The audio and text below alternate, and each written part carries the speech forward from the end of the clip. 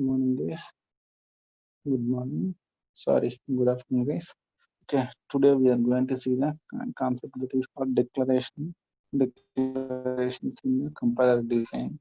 We know what is meant by declaration. Generally, declaration is telling the data type of the variables is known as declaration.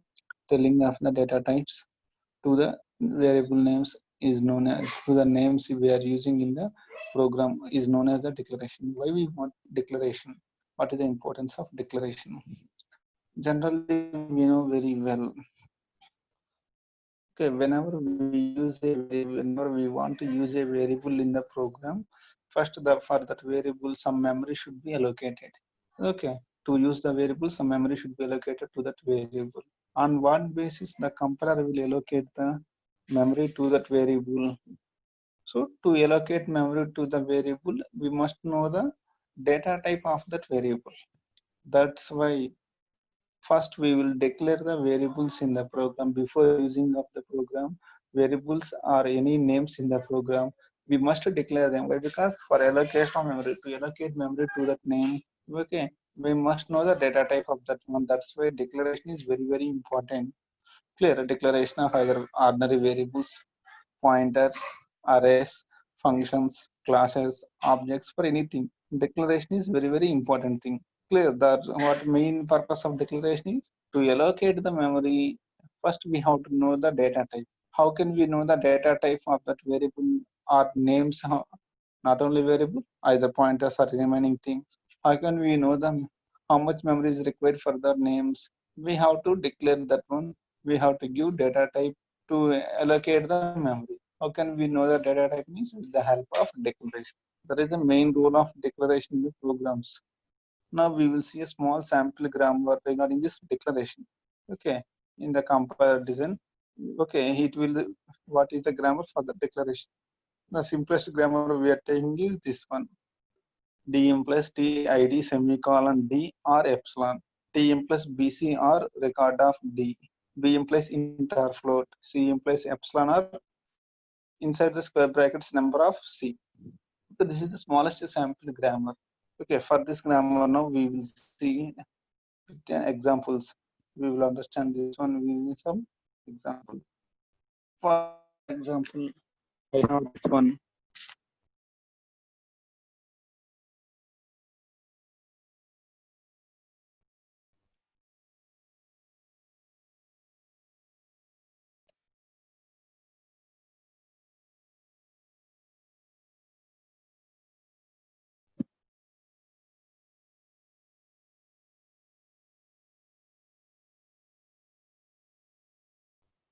For example, this syntax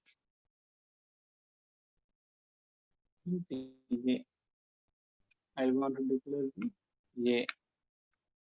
Okay, how can we derive this a from this given grammar? How can we get the a? First, we will take the d. D implies t id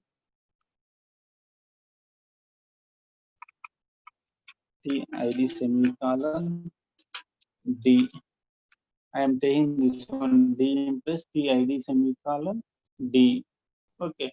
Next, what we are taking is for t we have bc is there, record d is also there. Currently I am taking bc for t. Next I am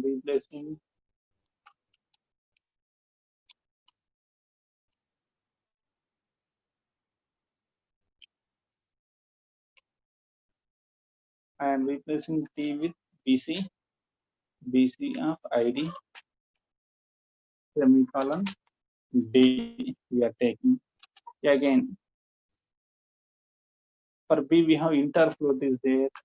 In our grammar we are taking int. So again we will replace b with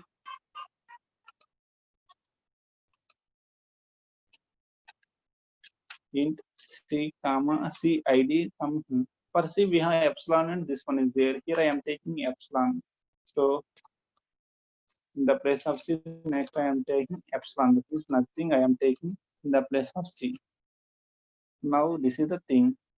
Next again for d I am taking d implies t id semicolon d or epsilon is there. I am taking epsilon.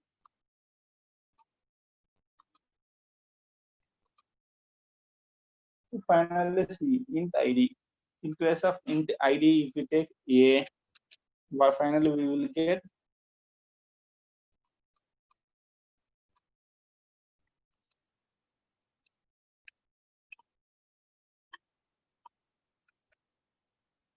finally we are deriving int a semicolon. For the root we are getting int a semicolon. See this one, how we are getting that one from the given grammar. Similarly, if we want to get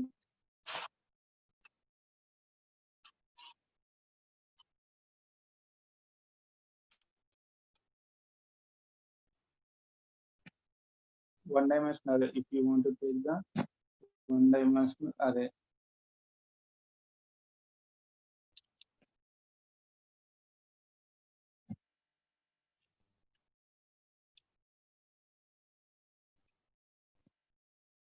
now I want to derive this one dimensional array. Again, what is the first thing we have to follow? I will take the first this one p implies VM. Next, I am replacing p with bc.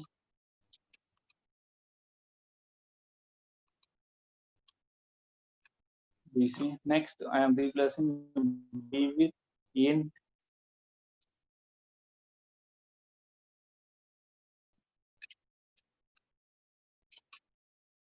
After that many int, what we want inside the brackets we want 4.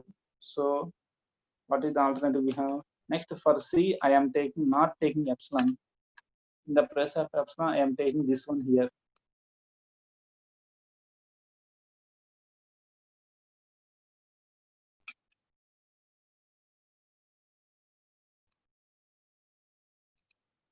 So in the place of C, we are taking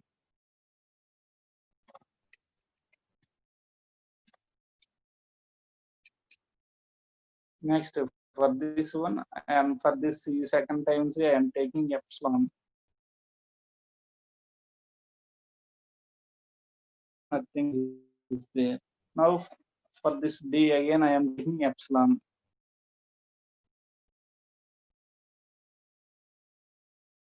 Finally, this one. In place of number, we are taking num. We take the value 4.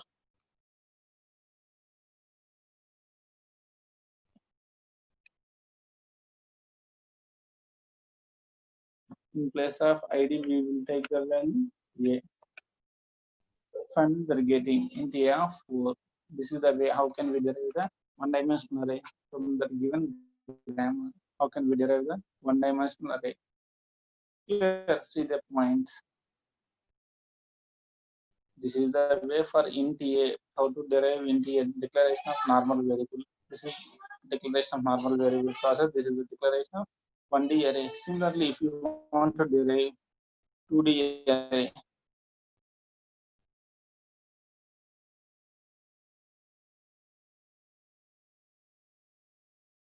now we want to declare this one int A 4, 7. Now again what we will do, we will start with the first one. Now I will replace T with BC.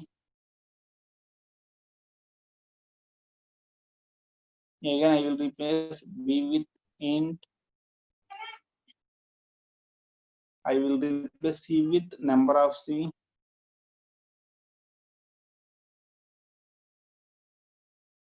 Again one more square brackets are required. So again I will C with number of C. In this place again second time I will replace C with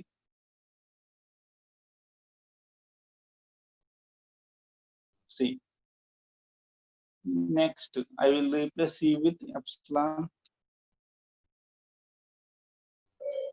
Next I will replace D with epsilon.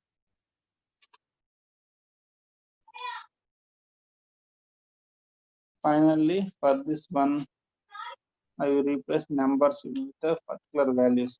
This one 4,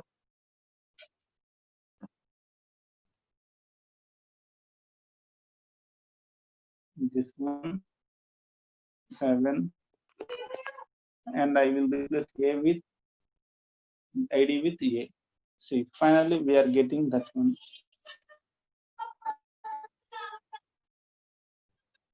See, this is the derivation of 2D arrays.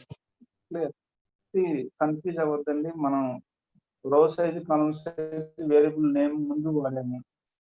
Some languages will use the row size and column size of the array before the variable name. Some will use after the array. Okay, basing on that one, the grammar will be modified. ఇప్పుడు ఈ example మనకి ఇచ్చిన example grammar లో ముందే ఉంది కాబట్టి we are following that one.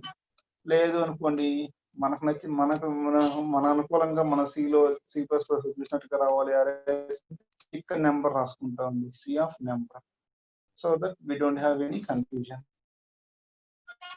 మనం అనుకున్నట్టుగా వచ్చేస్తుంది, మీరు నెంబర్ నిజం రాసుకుంటే మనకు కన్ఫ్యూజన్ లేకుండా మనం చూసినట్టుగా. Similarly if you want a class or structure, class రావాలనుకోండి, క్లాస్ అంటే ఏంది? క్లాస్ అంటే again inside the class. Okay, a record means it can be a record, it can be a class, structure or union, anything. It can be a class, it can be a structure, or it can be a union, anything. Clear? So what we will do for the class is,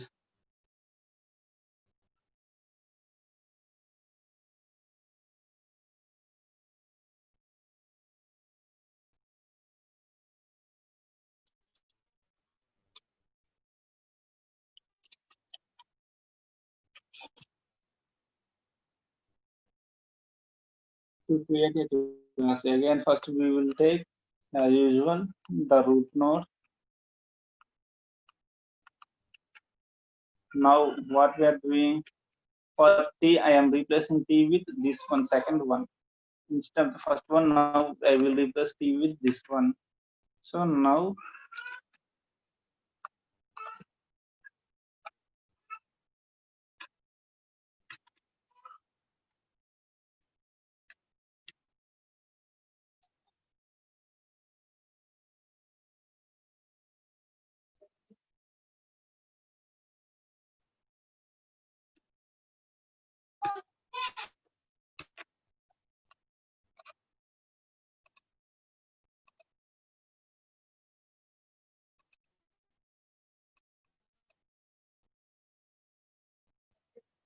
okay, we are replacing that one with this one. T is replaced with this record.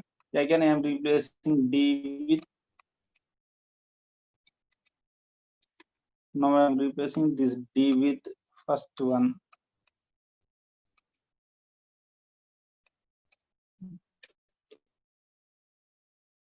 Clear? For example, inside the class, I want two things. Inside the class A, for example, a record A with the name record A, I want to create.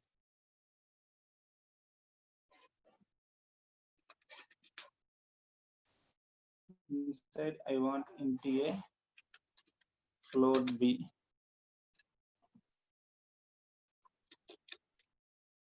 Clear? For the structure or class, we want to create a structure A.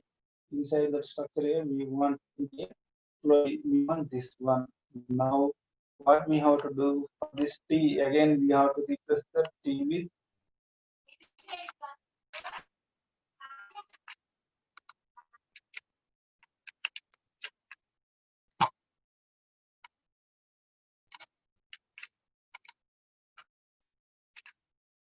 T with BC. I am replacing this T with BC. Now again I am replacing B with int.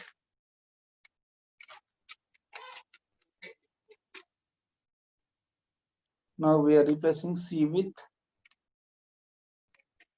epsilon.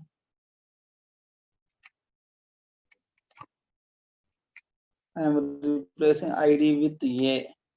ఎందుకంటే నాకు లోపల కావాల్సిన ఇంట్ ఏ కాబట్టి I'm replacing ID with a. ఇంట్ ఏ వచ్చిందండి, ఇంకా నాకేం కావాలి, లోపల ఫ్లోట్ బి కూడా కావాలి. So again I have one more D is there. I will replace this D again.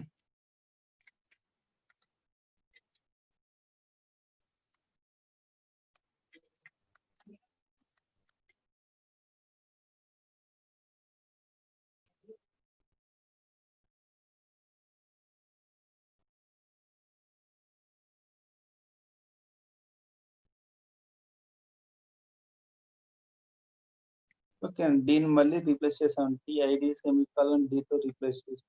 Yeah, again I will replace T with BC.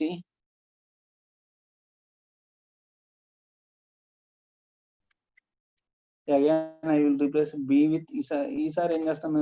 Now I will replace B with float, not int. I will replace C with epsilon.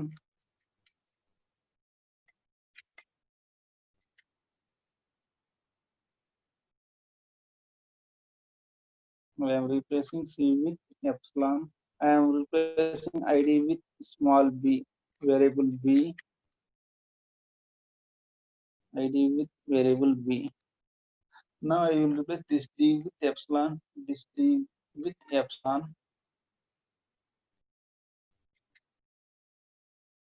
Now I am replacing this d with epsilon.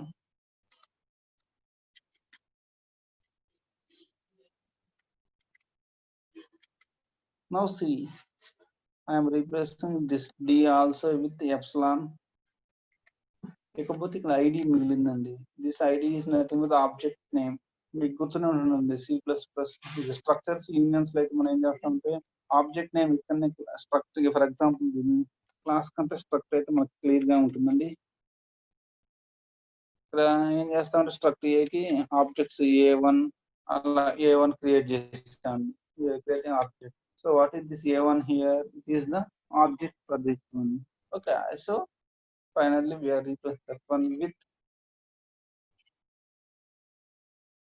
this ID with A1, object A1. So it is a record. The record contains internally named fields are there in TA load wheel, and the object is A1. Okay, and this is another way. Okay, finally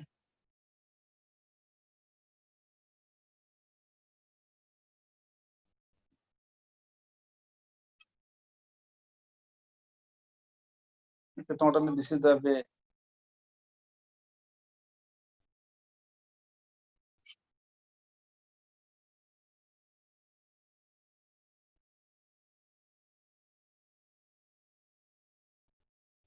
Okay, finally this is the way of creating a record.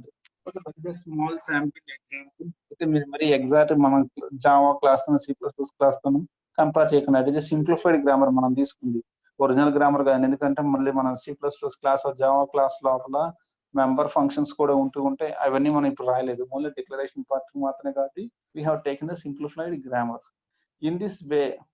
Okay, by using this simplified grammar we can declare the ordinary variables, we can declare the arrays 1D 2D arrays, we can declare the classes, structures or unions. Clear? That is the thing. ఒకవేళ మనకి strings కూడా కావాలంటే ఇక్కడ మనం క్యార్ కానీ string కానీ add చేసుకోవచ్చు. Grammar extend చేసుకుంటే it will support the characters strings also. Present ఈ సింపుల్ గ్రామర్ లో ఇంటికి ఫ్లోట్ కి రాసాము. మీరు డబుల్ క్యార్ ఇంకా మీరు డేటా టైప్స్ పెంచుకునే కొద్ది it will support all those things. Clear? కాదు, మనం తీసుకున్న సింపుల్ గా ఇంటికి ఫ్లోట్ కి తీసుకున్నాం. ఇక్కడ if you are want more you can extend for more. This is the declaration. Clear guys? అదే గ్రామర్ ఎక్స్ప్లెనేషన్ ఏంటండి. నాన్ టెర్మినల్ డి ఏం చెప్తుంది? D is for sequence of declarations. The non terminal D which is the source here, ఈ start symbol is this D is the sequence of declarations. T specifies, okay, declaration of data.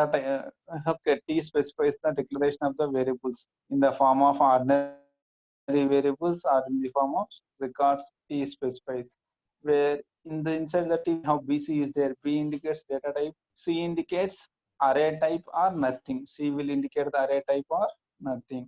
Record structure, this record structure will indicate the record type. Clear? See, D generates sequence of declarations. T generates basic data type declaration, array declaration or record types. Okay, B generate basic types. C generates the array type. Okay, non-terminal C can be used to generate the array type, either arrays or strings. Okay, by using B and C we can form the array structure. and a record type can also be formed with the help of that record of D. We can form a record type. This is briefly the simplified grammar for the declaration. Now, after declaration, we have to see one more small thing that is called the storage layout for local names, for the variable names or anything. Okay, what is the storage layout? We have to briefly see some points about the storage layout for the names. See those points for the storage layout.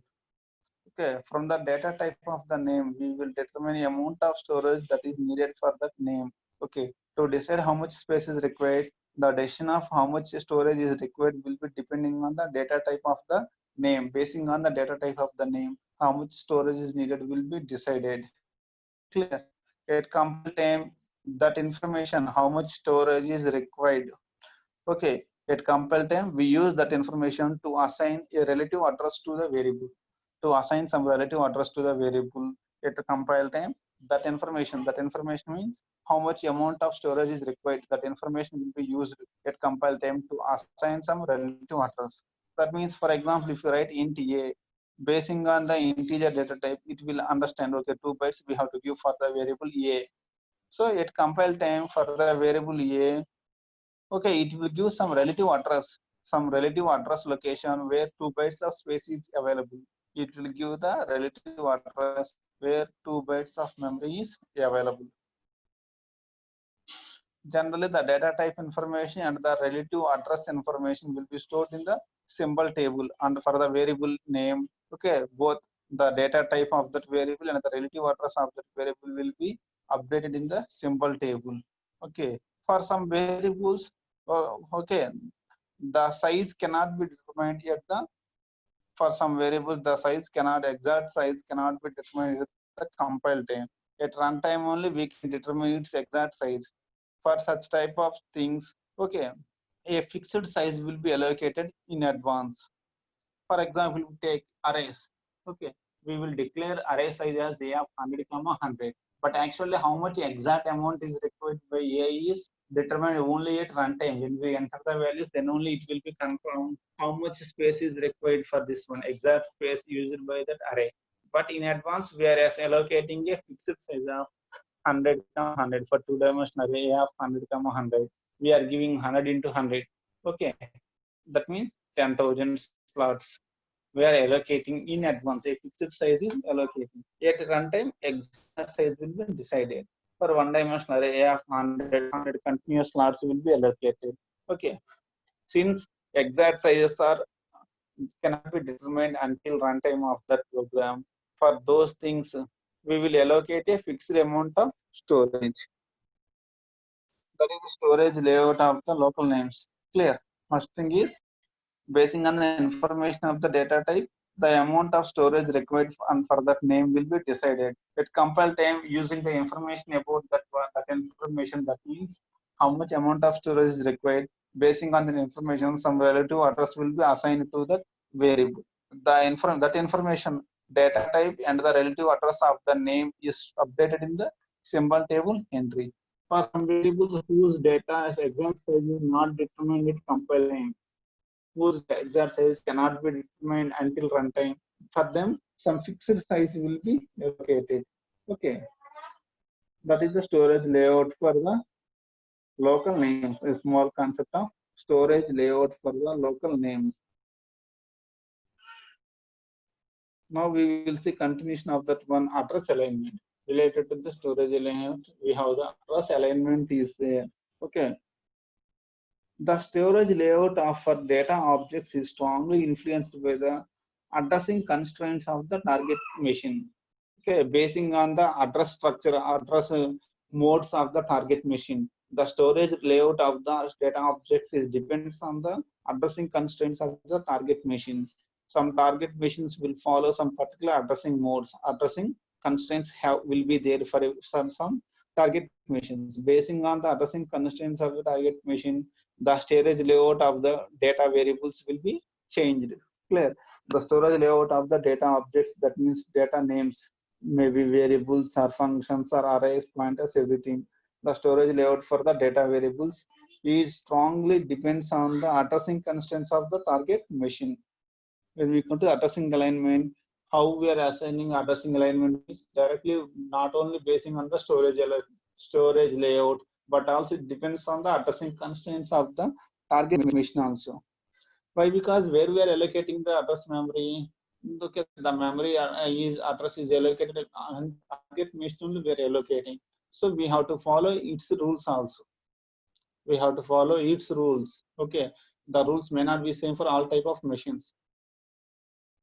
For example, okay, if instructions to add integers may expect integers to be aligned, that is placed at certain positions in memory such as address digit by 4.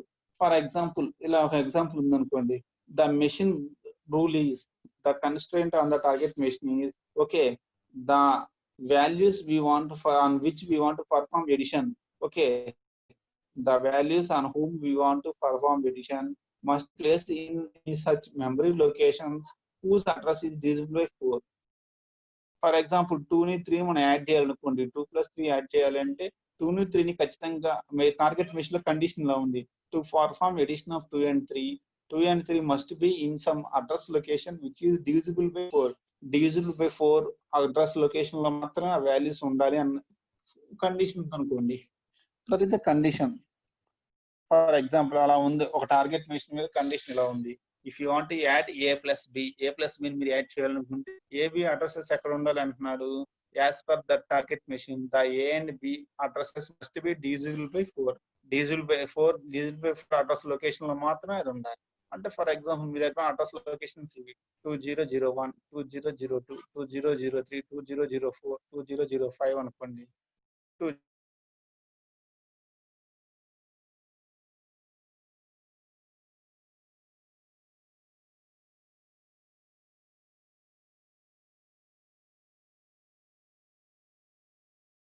Out of the 001 to 2009 రెండు address location మాత్రం divisible 4 ఉన్నాయి. ఏమేంటి, 2004 is divisible by 4, 2008 is divisible by 4.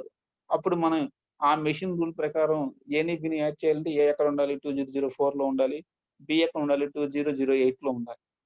Even though remaining address locations are free, we are unable to assign that address to these variables. Why? Because it is the constraint of the target machine. Like that the situation will be there. Okay.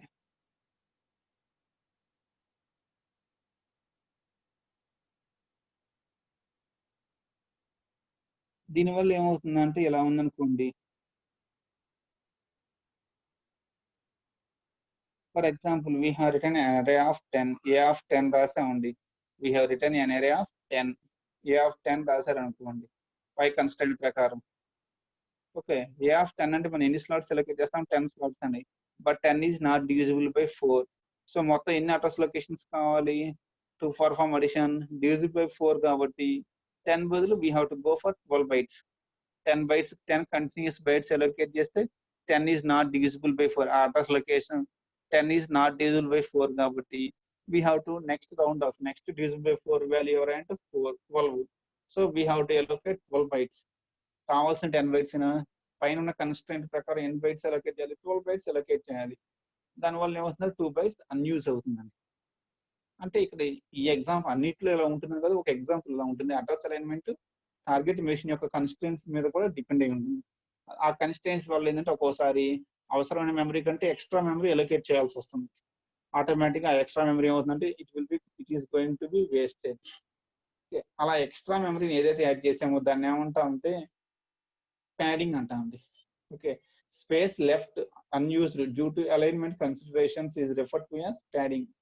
మీరు వినే ఉంటారు, left padding, right padding, zeros pad చేస్తూ ఉంటాము, సిఓలోను డిఎల్డీలోను మీరు చేస్తుంటారు problems. Okay, left shift right shift of we are padding the zeros. ఎక్కడైతే ఏదైతే మిస్ అయినా అక్కడ జీరోస్ యాడ్ చేసుకుంటూ వెళ్తాం, యాడింగ్ ఆఫ్ ఎక్స్ట్రా జీరోస్, దాన్ని మనం ప్యాడింగ్ అన్నాం. Okay, C okay, the space left unused due to alignment considerations is referred as padding. అలా అన్యూజ్ అయిన స్పేస్ ఏమంటామంటే ప్యాడింగ్ అంటాం. అయితే కొన్ని సిస్టమ్స్ లో ఏంటంటే space is not free. Okay, the space is premium. Premium means costly. కొన్ని systems లో the space is not a free one. It is a costly one. మన ల్యాప్టాప్స్ అనుకోండి ఎనఫ్ స్పేస్ ఉంది, మన దగ్గర ఎనఫ్ స్పేస్ ఉంది కాబట్టి మనకి స్పేస్ తో ప్రాబ్లం లేదండి. రియల్ టైంకి వెళ్ళాం అనుకోండి, ఓకే, రియల్ టైంలో హ్యూజ్ బిగ్ డేటా వాళ్ళు స్టోర్ చేసుకుంటూ ఉంటారు కాబట్టి స్పేస్ ఈజ్ నాట్ ఫ్రీ. పెద్ద పెద్ద స్టోరేజ్ డివైజెస్ కొనుక్కుంటారు, అవి వాళ్ళకి ఫ్రీగా వచ్చినాయి కానీ space is very important for them. వాళ్ళకి స్పేస్ చాలా important, it is not free. అలాంటి సిస్టమ్స్ ఏమవుతుందంటే, okay, the compiler may pack data so that no padding is left. Even though some additional memory, additional slots ఇవ్వాల్సి వచ్చినా సరే compiler ఏం చేస్తుందంటే ఆ డేటాని అడిషనల్ మెమరీ ఎలొకేట్ చేయకుండానే ప్యాక్ చేస్తుందండి. Without padding it will pack the data without padding. Padding కి అంటే అన్యూజ్డ్ స్పేస్ లేకుండానే ప్యాక్ చేస్తుంది. Okay, the machines on which space is premium, that means cost free, where the space is not free of cost. In those machines the compiler may sometimes pack the data without leaving any space. ఏ space leave చేయకుండా దాన్ని pack చేస్తుందండి. Okay, అలాంటప్పుడు ఏమవుతుంది, target machine condition ప్రకారం ఏమో కొంత extra space కావాలి, కానీ స్పేస్ ఇంపార్టెంట్ కాబట్టి కంపైలర్ ఏం చేస్తుందంటే it has packed that one without leaving the empty space. Some additional instructions are required at the running of the at the runtime of the program. Some additional instructions are required to manage this packing of data without leaving any padding space. Okay, అలాంటప్పుడు కింద మనం చెప్పిన example, these 4 కావాలంటే 10 bytes సరిపోవు, అరేకి 12 bytes allocate చేయాలి. కానీ space premium కాబట్టి ఏం చేశాడు, 12 బైట్స్ అలొకేట్ చేయకుండా 10 బైట్స్ కి ప్యాక్ చేసేది డేటాని. It has packed with 10 bytes only. కానీ మనకి మెషిన్ ప్రకారం ఏం కావాలి, 12 బైట్స్ కావాలి, కానీ 10 బైట్స్ కి డేటాని ప్యాక్ చేసాము. ఆటోమేటిక్ అలాంటి సిచ్యువేషన్ లేదంటే some additional instructions may be required, okay, to manage that situation. అక్కడ ప్యాక్డ్ డేటాని హ్యాండిల్ చేయడం కోసం ఒక్కోసారి additional instructions may be required. We want to write some additional instructions to handle that one. Clear? That is the address alignment. So overall from this one, what we have to consider this one, the address alignment concept in Monday అంటే the address alignment not only depends on the data type, database space type, storage alignment, storage space మీద మాత్రం depend అవుతుంది. address alignment will not only depend on the storage layout but also depends on the target machine considerations. The address alignment not only depends on the storage layout, it also depends on the addressing conditions of the target machine, addressing constraints of the target machine. Due to addressing constraints of the target machine, sometimes some additional space has to be used. Even though additional space is not required, we have to align some additional space to the name. Alignment of that unused additional space is called the padding. Okay, but when we come to the systems where space is very costly, in those, even though padding is required, the compiler will pack the data without giving any padding space. Okay, to manage that situation, it will has to use some additional instruction.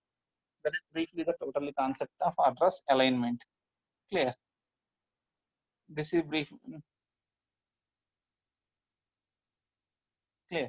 This is the today's concept of total declarations, storage layout, and the address alignment. Briefly the concept of this thing. Okay guys, tomorrow we will see the another concept. Thank you very much.